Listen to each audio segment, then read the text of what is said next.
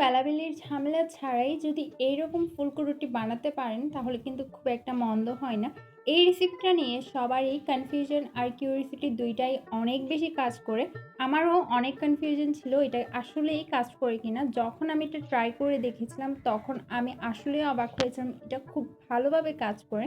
এই রুটিটা বানানোর জন্য প্রথমে আমি এখানে 1 কাপ পরিমাণে ময়দা নিয়ে নিয়েছি, সাথে দিয়ে দিয়েছিলাম সামান্য পরিমাণে লবণ, আরও অ্যাড করে দিচ্ছিলাম 1 কাপ পরিমাণে পানি। এরপরে আমি আরও অ্যাড করে দিয়েছিলাম 1/3 কাপ পানি। এখন আমি একটা হ্যান্ড উইক্সের সাহায্যে এমন একটা ব্যাটার তৈরি করে নেব যাতে ব্যাটারটা খুব বেশি পাতলা বা খুব বেশি ঘন না হয়। আপনারা স্ক্রিনে দেখতেই পাচ্ছেন আমার ব্যাটারটা কীরকম হয়েছে। যেহেতু কোনো রকম বেলাবেলির ঝামেলা ছাড়াই এই রুটিটা তৈরি করা যায়, তাই খুবই ধৈর্যের সাথে এই রুটিটা তৈরি করতে হয়।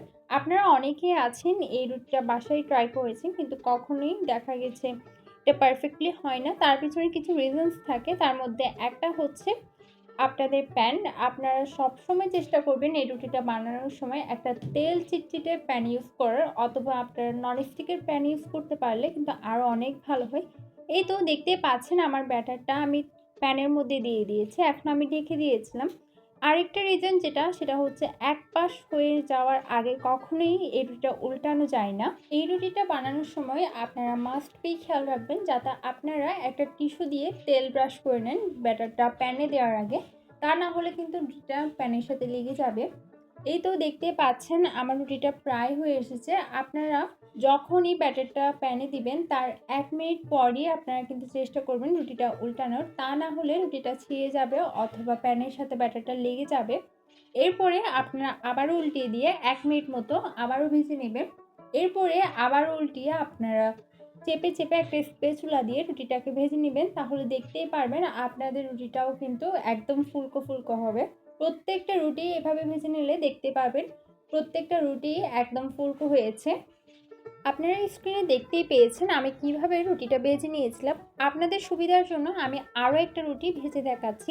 আপনারা চেষ্টা করবেন অবশ্যই যাতে প্রত্যেকটা ট্রিক্স ফলো করে আপনারা রুটিটা বানান, তাহলে দেখতেই পারবেন আপনাদের রুটিগুলো কিন্তু এরকম পারফেক্ট হবে।